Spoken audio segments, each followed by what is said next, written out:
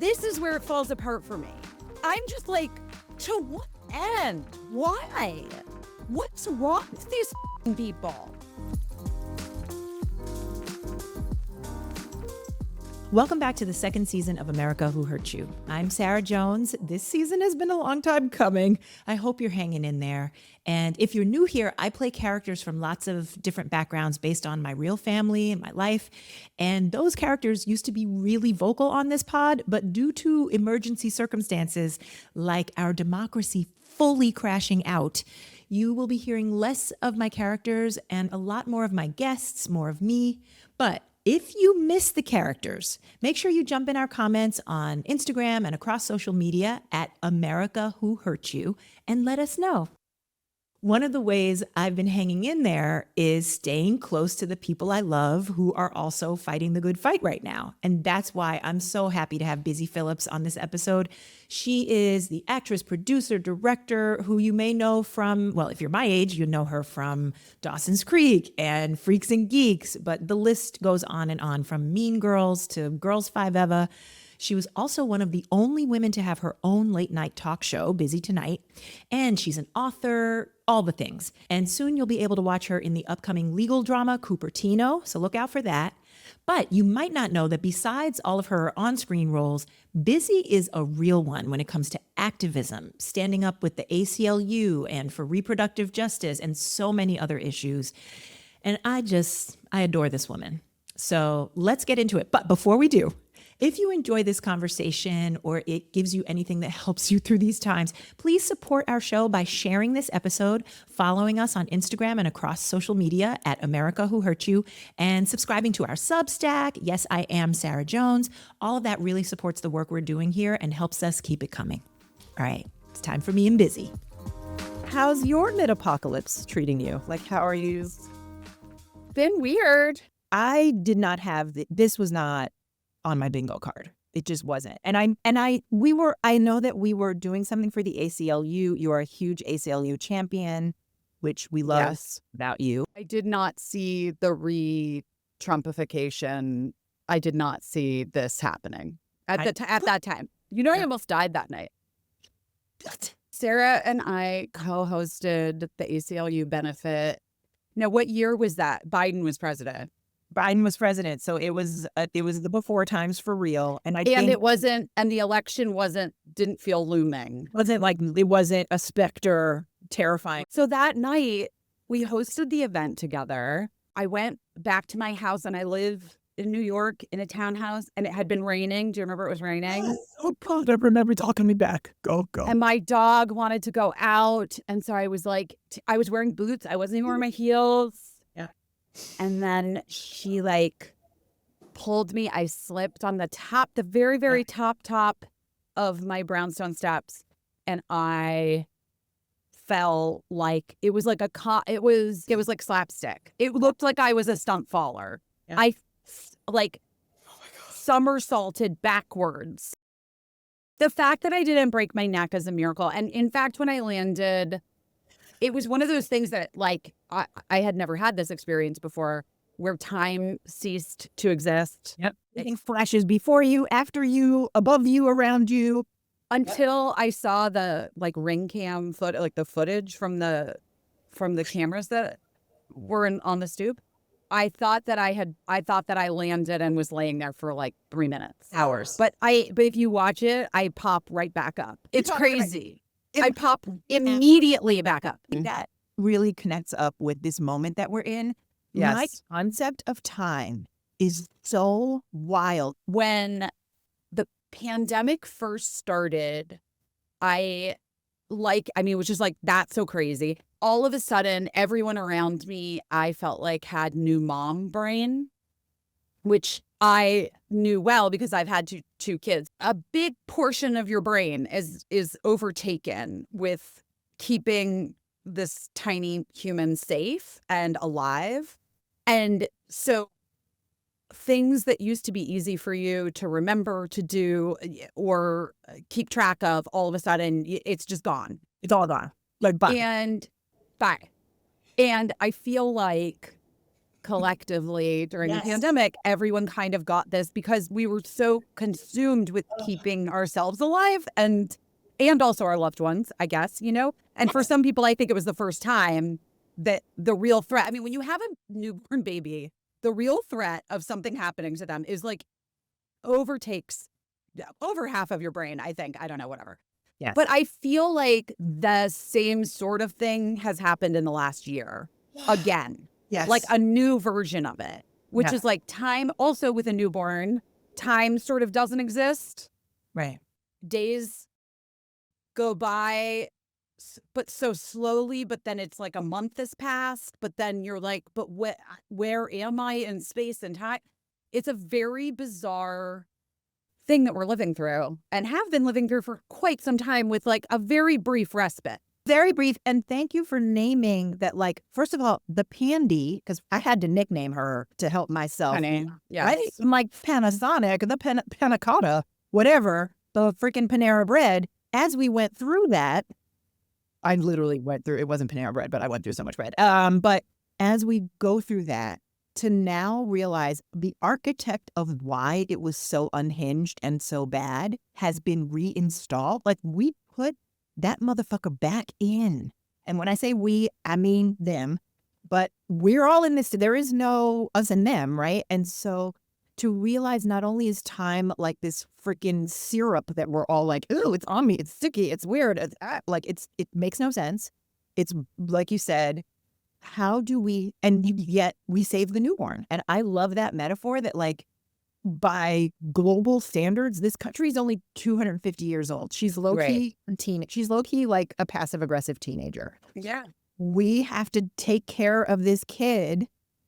Like, it almost feels like, I don't know, Busy, how are you holding both? Because that's my only way of getting through this is like, they're literally rounding up human beings off the streets, like, you know, destroying. The ICE stuff in particular has been the point where I have felt the most helpless and really overwhelmed with grief. But, you know, LA was my home for 23 years or something like that. LA is like in my blood as my home. And to see what was happening there in the spring, and to people I know. And then I spent 5 weeks in LA over the summer and I felt very, you know, I lived in Hollywood when I lived there. And, you know, it was like my Home Depot. Not only that, like the house that I was renting over the summer was in Hollywood, and, you know, there was like a fruit vendor on the main street that goes up, and it was a child that shouldn't have been working the fruit cart, but was working the fruit cart so that his parents weren't taken. And every day, you know, I would like see this kid and feel totally fucking helpless. You know what? There's this thing called hypernormalization that I learned about. What our brains have to do to make it make sense that, like, for some of us, it sort of continues as normal. And I really, for people listening, like, wherever you are on this continuum is your normal. So no shade. Like, if you're like, just get up and go to work, and well, it's wine o'clock, and now it's coffee o'clock, and now it's gummy o'clock, and whatever is getting you through, I understand. And for some of us, and like I said, obviously you are this actress, writer, director, producer, author. Read her stuff in her voice, please, if you haven't. It is so delicious. I love you. But you're all of these things, and also the way you are committed to talking about what the fuck is going on with ACLU, and not just like enjoying your Hollywood life, but like actually being awake to what's going on in life for people. That distinguishes you, for me, from so many other people. And for anybody listening, I feel like there's a way to stay more human by engaging with the amount of news you can tolerate. Like, just that much. That's it. It's like poison. It's like getting inoculated. You need to get a teeny little bit. You need a little teeny bit of that whatever Yes. is virus or whatever, so that you can then fight it. And I feel like we have to stay as informed as we can. How the fuck are you balancing that? Because there are times where I can't handle it at all. It's too painful and I'm crying and everything else. Yes. Yeah. And like you said, they're snatching kids off the street now. Full on. Correct. Like actual children, right? Yes. So how are you balancing that? It's really, really difficult. And I thank you for saying those things. I mean, I always feel like I'm not doing nearly fucking enough, you know? And I'm not. I have to push back. Here's what I'm going to say about that. You are, because if you could be doing more, you fucking would, especially you. We literally know you're doing your best. But also, like, Yeah. you know, I think it's almost part of the American mindset that got us a Trump in the first place. That's like, we're not enough. We're never going to be enough. That's such an American thing in a certain way to put on us, Yeah. and especially women. Like, we're always like, oh my God, if I'm not like a size 0 and dropping my kid off at this and doing all the things and perfect, I'm not doing enough. And the truth is, you're doing so much. Right. And what's happening is the fucking government is offsetting how much you are showing up for by like actively, you know, destroying us all like incrementally. And at the same time, some people are doing nothing. That part, but that's not you. That's not I you. know, but that gets me. Me too. It gets me. Me too. But like, I also feel like even with the ACL, like, you know, I work with the ACLU. I'm their, you know, I don't know, artist ambassador. I'm their artist ambassador for reproductive justice. I do with ICE. I mean, specifically with ICE, like, I just feel so helpless and like, what the fuck are we doing? Because it doesn't seem to matter. And I don't, you know, we can take them to court. Yeah, it's unconstitutional. They're breaking the law. It doesn't seem to fucking matter. Here's what I try to do via social media. I do try to seek out videos that I find helpful. Like, the ICE came to this woman's door, but here's what she said, and and they left. Yes. You know, ICE was in my neighborhood. This was a long time ago. Okay. An apartment building on my street. Yeah. And I didn't know, this was before I like kind of even knew what to do. Right. And it was nighttime. And I just stood there and was annoying. I was just an annoying white woman. I was just like, what are you doing? What are you doing? Why are you just standing there waiting at the door? Are you going in? Are you allowed to go? What are you doing? Well, I live in this neighborhood. If something scary is happening, I should know. I have a daughter. I'm a single mother. I can't. And I just was like fucking annoying them. And they weren't talking to me. They were like faces covered, not talking to me. They're like, ma'am. And I was like, do I need to call the police? You guys don't seem like, you guys don't seem like police. I don't know what's going on. This is scary. I feel scared. It grows them though. That's so good. Like the white woman playbook, y'all need to like actually have a full manual. And I've seen them floating around. You know, there's like videos of white women being like, this is how I Lululemoned my way up into this city. Yeah. My body on the line. But I loved this video from the UK of this white woman who pulls over and she's like, it's like 2 young black boys, basically, teens who are being held by like 10, what do they call them there? Officers? I don't know what they're, bobbies? Yeah, that's right. And she's like, what's happening? Do you feel safe? Do you need me to call your mother? What's happening? Why are there 10 of you and there's 2 boys? These are boys. What are you doing? You're so threatened by boys. The reverse Karen is like such a gift to our society right now. Yeah. I love that we've been having this conversation about like the bossy, whatever, nosy, managerial, like I'll call your manager woman. Those women turning that now on ICE and forget police who are colluding with them. We see you, NYPD and LAPD. Like, come on. These are your relatives being deported. Like, these are our people being treated like this. Some of what's in here is an opportunity to like break down everything we think we know. Like some of what's happening here is like, oh my God, there are no rules anymore. Like what is a fucking court anymore? And so what does mutual aid look like? Right. I was thinking about that in terms of when whatever, the Dobbs decision when Roe was overturned, right? And I've been thinking about that. Like, I literally over Thanksgiving was at breakfast with my sister and my brother-in-law, my mom, and all of the kids. And I was like, Leanne, have you guys ordered the abortion pill to have in the house? And she's like, no. I was like, yeah, obviously. And she's like, yes. And then I said to my mom, have you ordered the abortion pill to have in the house? She's like, well, busy. And I was like, no, but this is what I don't know who needs it. We're not going to know what's going to happen with RFK. Can you get call the number, get the fucking thing, have it in your medicine cabinet. We don't know it might be your neighbor's kid. It might be your neighbor who's pregnant and wants the baby and is hemorrhaging and needs the fucking medication. So we don't know. And like, I just feel like continuing to just, it was something like my sister and my mom, I don't think had really thought about. My brother-in-law is like, that's a great idea. I was like, well, you can get it too. Can we please, and it might be Liz Plank, Feminist Tabulous, who I adore, who I think was like encouraging, I'm obsessed.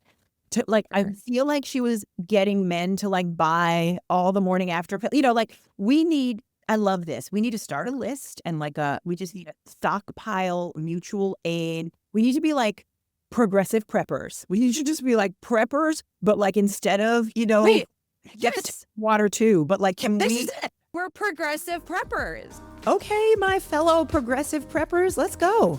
It's time to think about what goes on the list for us to stock up on while we take this next break.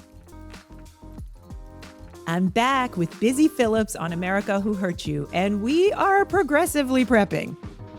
So what do we need? We need morning after pills. We need, what do we need that like people of color can't access unless right? Like, what do we need? I mean, probably that's money, but we need to stockpile all of the resources that can insulate us so that as they do shenanigans, like we're cutting off your SNAP, we're cutting off your healthcare, like where's the pooled resource of healthcare professionals who are like, we can pull up and low key do a hospital. I mean, I'm not saying a whole hospital, but like, what is that? Like, right? What is that direct of resources and items that we can actually lovingly hoard? I feel like we're starting a little something here, Busy. I think that's right. I'm right behind you and the white women who are leading the charge because we know I should not be on the front lines of this, but girl, I'm right behind you. I'm happy to be out front.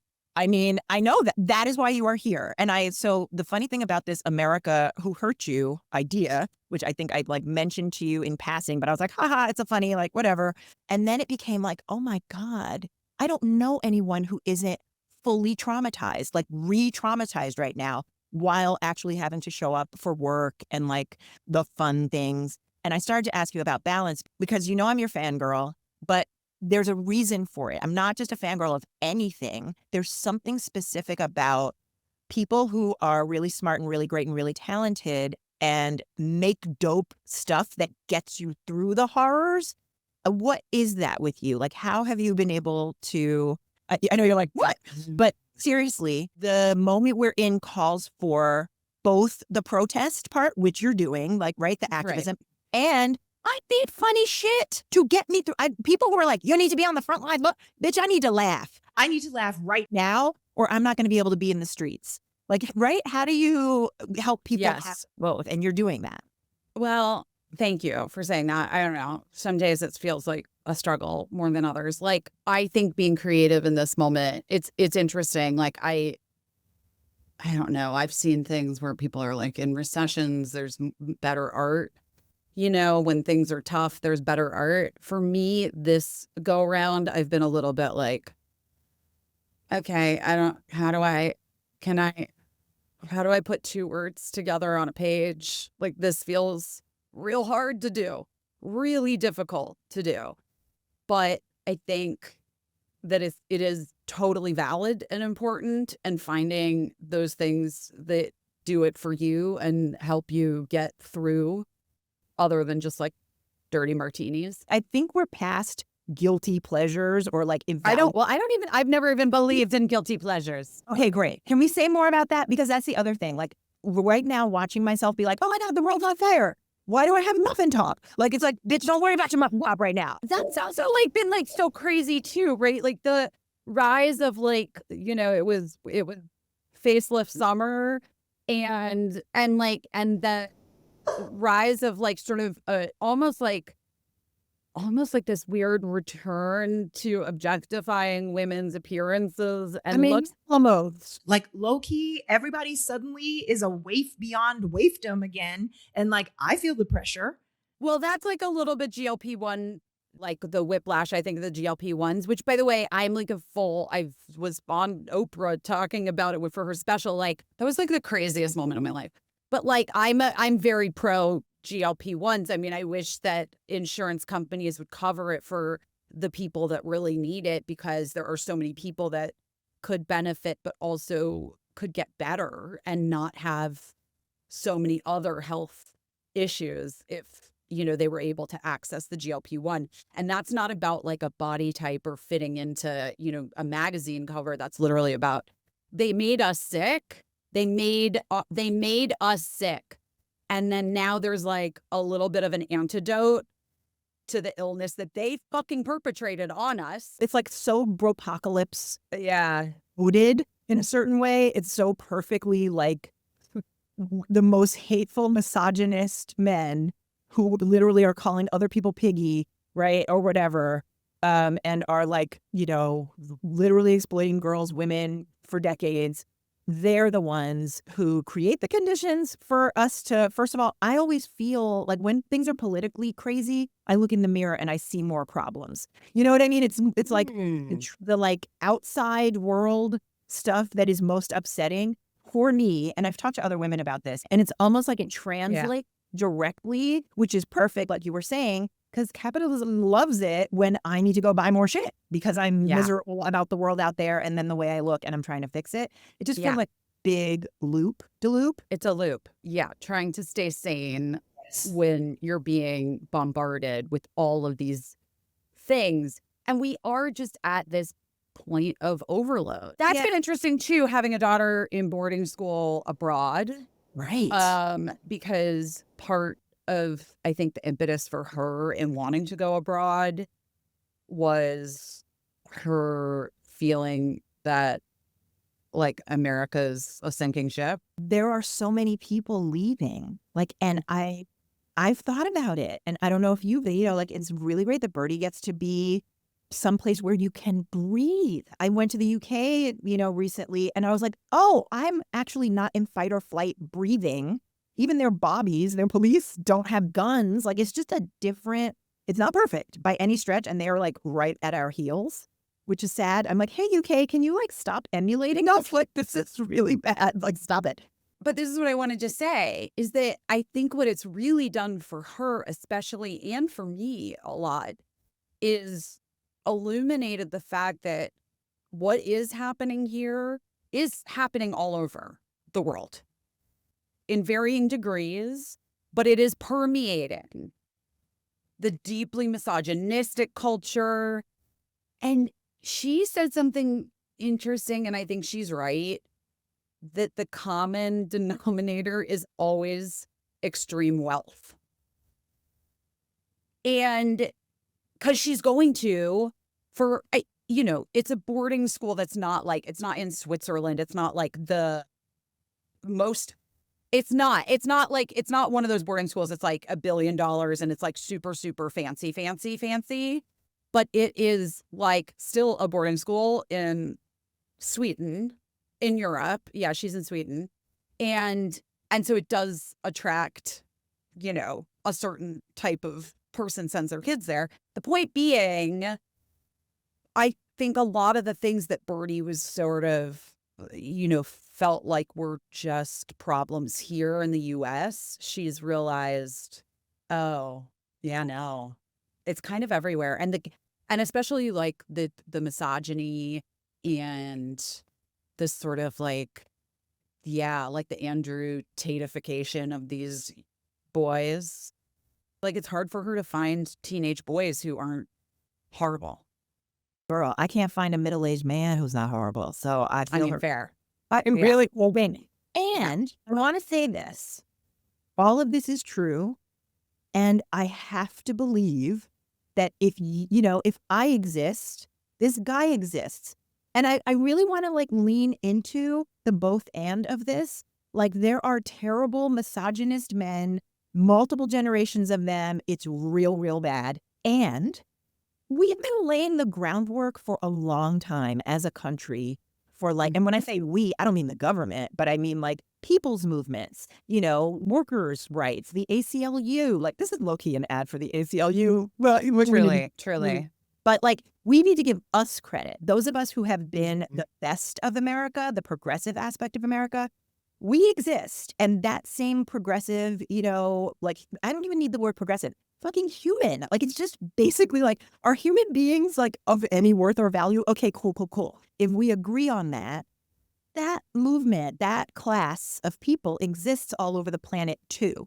The problem is have a lot more money and guns. So we just need to figure out, like we need to figure out how do we stay with the like, there's a lot of love, there's a lot of beauty. You're making the funny. We're trying to, like get to people and remind them of their fucking beauty and that they get to make art. So like, I feel like we all get to help each other balance too. Right. I think that like one of like kind of my major driving creative beliefs is just that we must hold both always, that like it's okay. It literally is okay for me to care about skincare. I do care about, I care deeply about skincare for so long. And it shows, for my whole life. My whole life I've cared about skincare. And like that, it is okay for me to both, protest and show up for things and like stay informed. And also like, I do really care about my skin. I really do. And like, I don't know what to tell you. I mean, maybe it's, late stage capitalist hellscape that I've been raised in, but whatever, it's fine. I think that like, especially with the, I have always been sort of driven by feminism and equality for women. And I also hold space.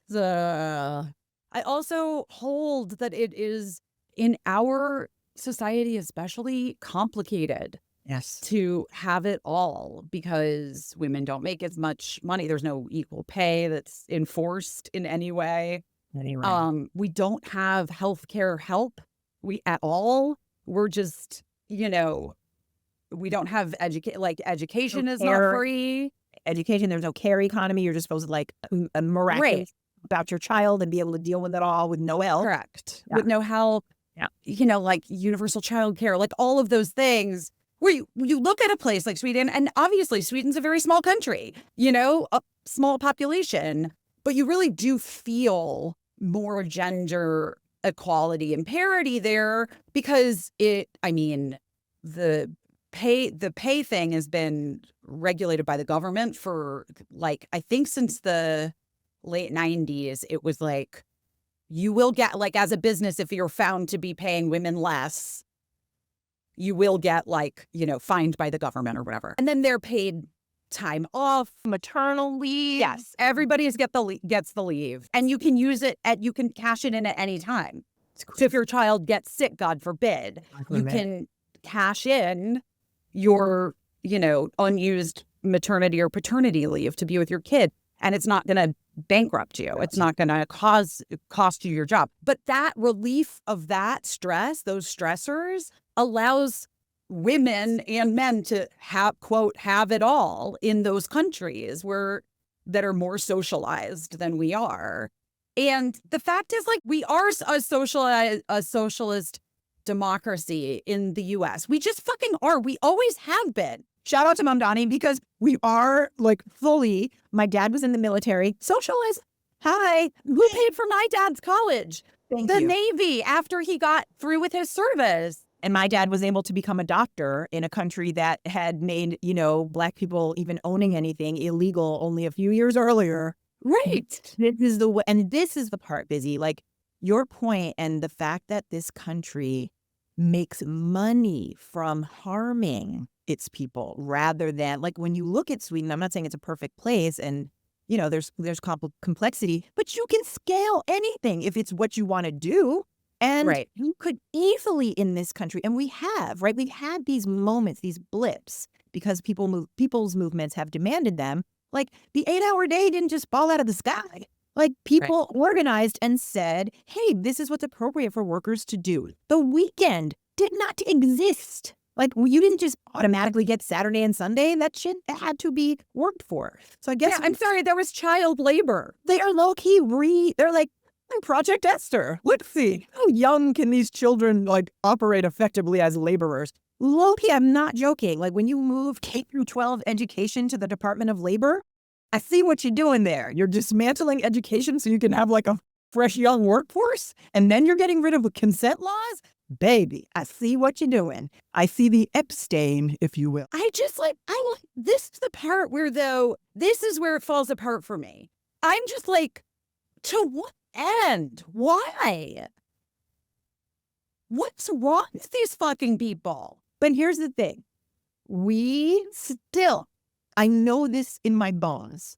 It might not be in the time, the timeline is horrific and wild, and we may not see it bend in the way we want as soon as we would like. Like I was joking earlier, but like if you build a ballroom on your rental property, bitch, you might not be trying to leave. I'm concerned about that. But anyway, with what we know we're capable of, this is not the end of our story. We're in the middle of it, and it is messy and horrifying in so many ways. Yes. And there are general strikes. There are such things as withholding taxes. There are such things as like mechanisms that people have used in the past to get rid of authoritarianism. I know that something is going to come out of this that I just can't see right now. I'm going to take a short break, and then we'll be back with more Busy Phillips. We're back talking about some of the recent hopeful things that we didn't see coming and how that's helping us keep going. The fact that Mamdani is the mayor of New York, I know, is low-key like something that we have to look at and just say, wow, that definitely was not something I could have predicted. So I'm trying to hold both. I'm not trying to I did find a lot of joy from the Trump Mamdani day. It was a really good day to be online, I have to say. Trump is like gazing up at him like he's at prom. The Riz is real. The Riz is real. It's undeniable. So we just have to keep doing what we're doing, all of us, with what we have. And I want to say this too. One of the things that I love so much about you is you understand the direct connections between like our past and how we got here and why we are the way we are. And I feel like this country has collective amnesia, just as a country. She's like, what? I'm not 38 trillion in debt. Like what? And I feel like as individuals, one of the only ways we're going to get through this is like being able to see where like my inner 10-year-old is driving the bus in this business meeting or whatever. But any advice for people who like have no idea about this magical thing we can do where we like, look at ourselves to be able to manage the insanity better?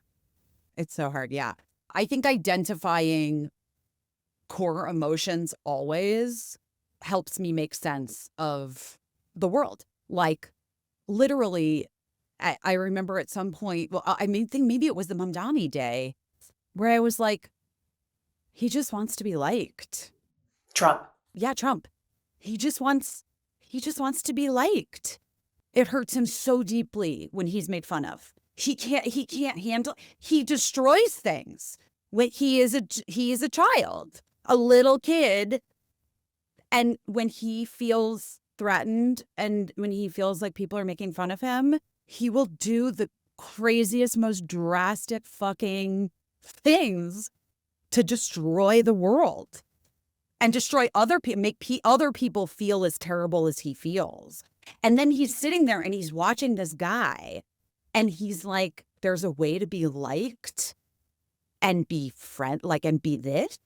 Like, and then the next day he shows up with the cravat and like you know what I mean? I just was like, that was to me, family systems like so on display in the wildest way. I mean, that doesn't help in the practicality of like the world being torn apart and ICE and these, women dying in Texas and Louisiana and all of the other, 22 states that they're dying in.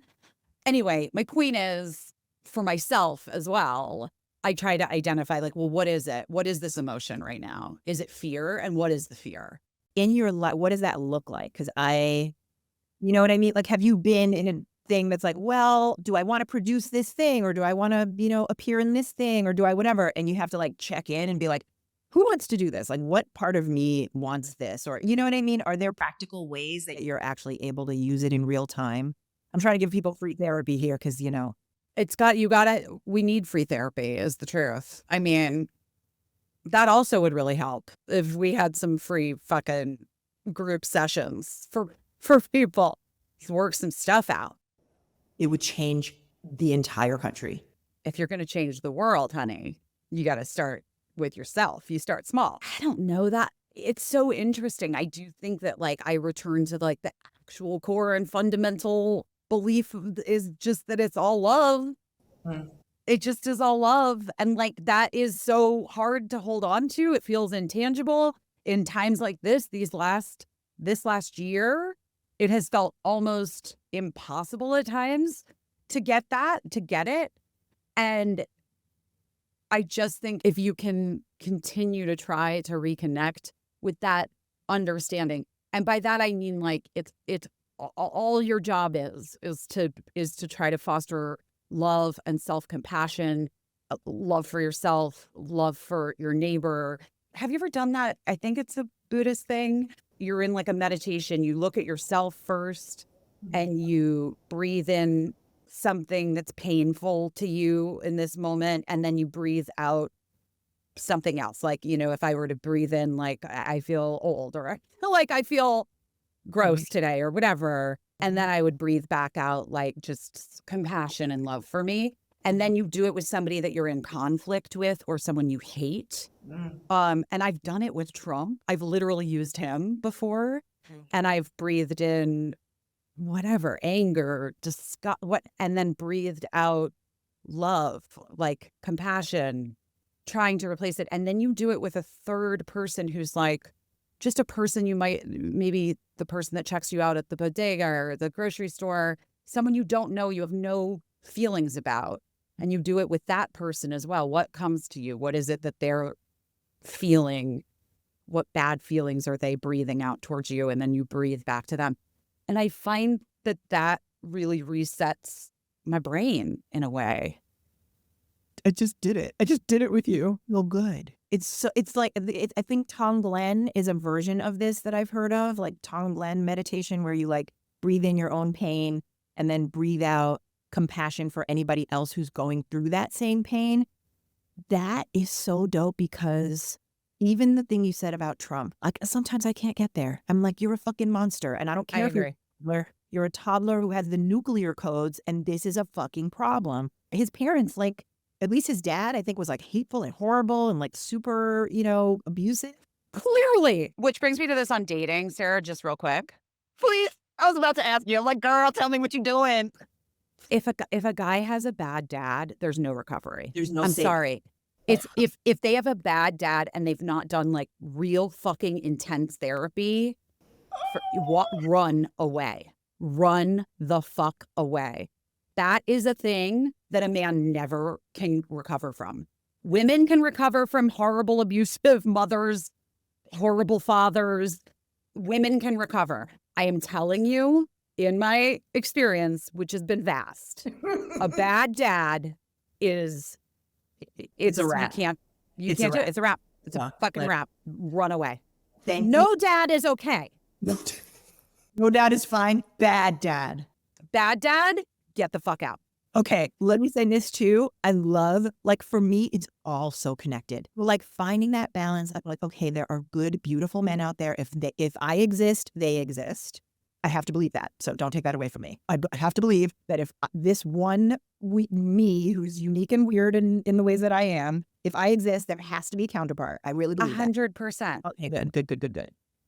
And I feel like beyond romance, right? Like, if loving people like us and the people who love you and the people who are listening to this, if we exist, we are a countervailing force. We are. So that's why I'm doing this. Like, I literally do it because I need to hear it. But like when I listen to you and I talk to you, I'm like, oh yeah, Like I cannot do this in isolation, but like together sounds so corny, but we can get shit done.